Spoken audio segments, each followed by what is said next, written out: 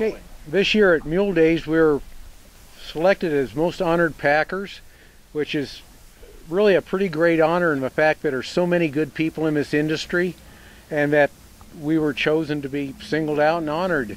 Kind of an additional honor to this whole thing is we're the first non-pack station owners that have ever held this award. And it is a neat thing. You know, you're kind of, you want to be humble, and we are humble. We are very humble, but yet we're pretty dang thrilled by it because we've been at it for, I've been at it for 38 years. Jaime's been at it for 35, 36 years. And maybe we just outlived everybody. They don't have anybody left, you know. We're the last resort, but even at that, it's great. And we've been a really pretty much of a working team all that time. The last few years, we haven't been doing too many trips, but prior to that, we were constantly on the trail.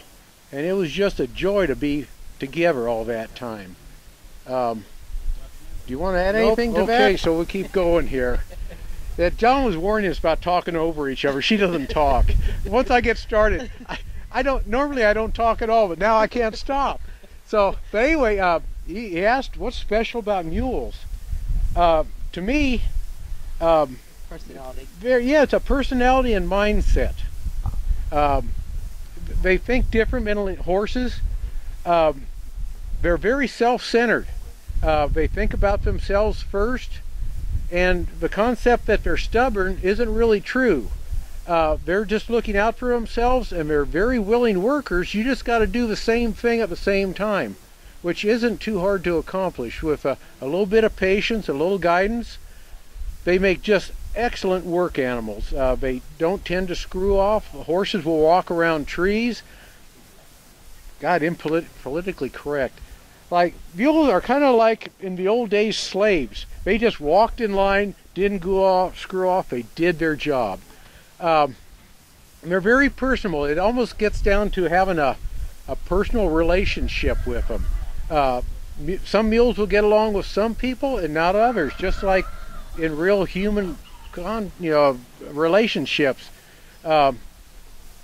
It's just a wonderful thing. And when you go to buy mules or such, you gotta work out that that you pick. It's like picking a wife, because you're going to be with this animal hopefully for a long time.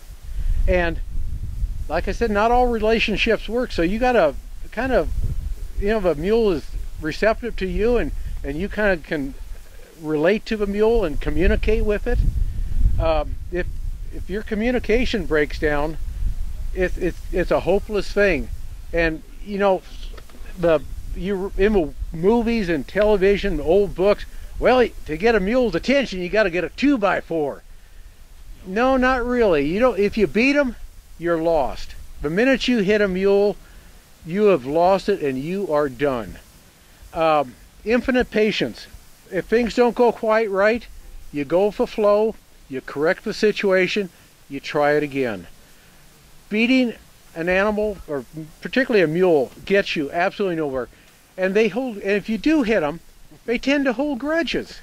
Yeah, I've seen a case where a fella mistreated a mule fairly severely. And things flew around, and it was a big cloud of dust at the time, but it settled and we went on. And it was many, many months later that this particular fellow was walking. We're saddling in the morning. He was walking past the mule, no provocation at all. And this mule just kicked the living crap out of him. And it was in retaliation for something that happened many months previous. They remember, they get even. Idea is, don't mistreat them. And the other thing is, you can't make mistakes. Like, you don't ever want to let a mule pull away from you. You don't want to set up bad habits. You try and make everything positive, no mistakes, and your life will be very good at the other end. And, sometimes you turn out these 90-day wonder horses. You see them going, they win futurities and all that sort of stuff. There's very few 90-day mules.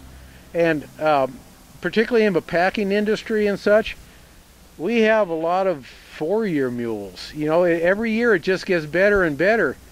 And by 10 years goes by, you've got just a fantastic mule for the next 20 years after that. So you're investing in a long-term deal.